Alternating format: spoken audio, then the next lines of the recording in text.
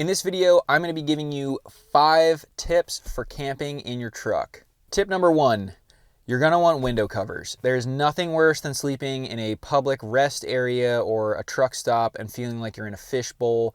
Not only does it give you privacy to have window covers in your vehicle, but it also helps keep the heat in or the heat out depending on what time of year it is. You lose a ton of heat in the wintertime if you're car camping. And there's a lot of options out there. You can get cheap covers for your windows on Amazon. WeatherTech makes some expensive ones, or you can DIY it using, a material of your choice.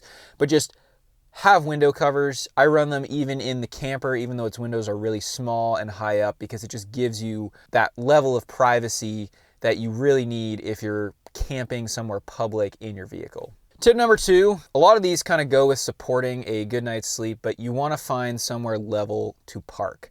I can't stress this enough. The few times I've been like, oh, it's fine. I'll just send it. I'll park it there. I'll sleep there. It'll be fine. And the truck is like a few degrees, cattywampus.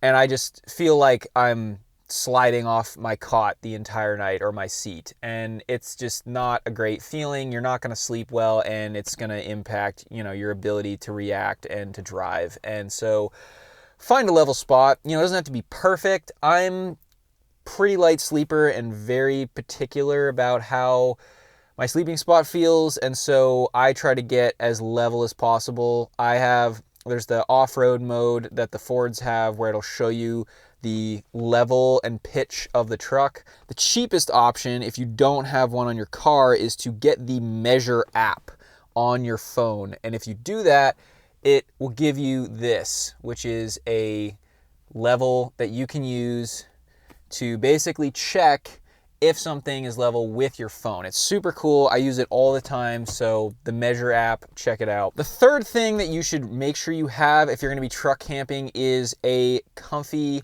mattress pad or air mattress, whatever you prefer. I personally don't like air mattresses, but I got this 3-inch foam pad off of Amazon. It has a case. It is a little bulky, but I've used it to sleep on my back seat. I've slept on friends' floors with it. I've slept in my camper with it. I use it all the time. And I got my wife one as well. We actually had someone ask in one of my recent shorts, hey, why do you use 2 separate pads? Why don't you just get a full-size mattress to put in there? And the answer is portability and mobility. I don't want something that's hard to move or carry, and I want it to be, easy to travel with, right? So I'm not always using the campers as campers. Sometimes I just use them to haul gear around. I want an empty box that I can put stuff in, or, maybe I want to take it out and move it. Maybe I'm sleeping on my back seat, or as I mentioned earlier, a friend's floor or couch, and I want just a nice, 3-inch couch topper, if you will. It's easy enough to roll that thing up and take it out and move it. A mattress would be a lot harder. So just think about that if you want something. I personally, again, don't like air mattresses because I feel like whenever it gets cold, they get softer. Number 4, with truck camping or car camping in general, I cannot stress this enough. Having a 12-volt fridge is huge, and you don't need to go out and buy a Dometic or something expensive. There's this company called Vever that makes portable fridges that are like $150. You can plug them into your, cigarette outlet.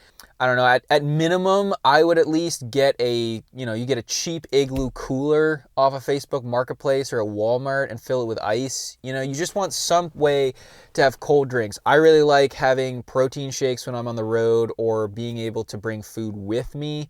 I have a little propane stove I bring, so it's easy enough for me to stop and cook a meal. I can go to the grocery store and throw stuff in there and just leave it, and it will just run. You know what I mean? I typically run it in a power supply. So I have an Anker Solix. It's one of the C1000s, and I'll run that off of solar. If I'm just running the fridge in my truck, I'll just stick the power supply back here and charge the power supply off of the 12 volt when the truck is on. And then when I turn it off, the fridge can just run off the power supply. So obviously that's getting a little fancy having the power supply. You could just get a fridge for $150 or $200. And it's just insane how much better your quality of life is. You don't have to stop as much and worry about you know, getting more food. Typically, I'll try to pack enough food for 4 to 6 days. And when I say food, I mean like Greek yogurt, protein shakes, milk, eggs. You know, sometimes I'll bring like lunch meat or bread and cheese. So that's stuff that needs to be refrigerated so you can, you know, easily, when you're stopping and fueling up, make yourself a sandwich, get back on the road. You don't have to go in and buy food. And again, maybe you when you travel, you don't try to move as quick as I do, and so you care less about having food supplies with you. But I just like having something. I tend to track all my calories and my protein, and so it's easy just having repeatable stuff that I can just grab. Tip number 5 for truck camping is when you're going to stop somewhere, especially a public rest area. It could be, you know, a campground, a state park campground, or, you know, a truck stop. Check the Google reviews on that location before you go there, because I've prevented myself from getting in a pickle stopping somewhere by checking online. Usually people will say whether they allow overnight parking, how their stay was, how noisy a place was, whether it was sketchy or not. You can find a lot of that in Google reviews, and it does take some time. But just for instance, not all truck stops are created equal. I like going to Love's because they're, you know, pretty nice establishment. But there's some really sketchy Love's out there. And the one in St. Louis, right over the border after you cross the Mississippi, is Exhibit A. They tend to gate the property during certain hours. There's a lot of homeless people and sketchy types like on the premises, like sitting out front. It's not well taken care of. Some of the showers don't work. The only reason I know that and avoided staying there when I go through is because I read the Google reviews. The place, like Love's, normally has 4 to 4.5 stars, typically, like a good one. This one, it was like less than 3 stars. It was like, yeah, it might have been 3 stars exactly, or like 3.5. Anyway, you can kind of scout a spot and ahead of time. And then on top of that, when you get there, you know, this is mostly about like safety and your comfort. Just, you know, pay attention to the surroundings, right? Like, is it kind of a sketchy place? Like, you know, are there homeless people there?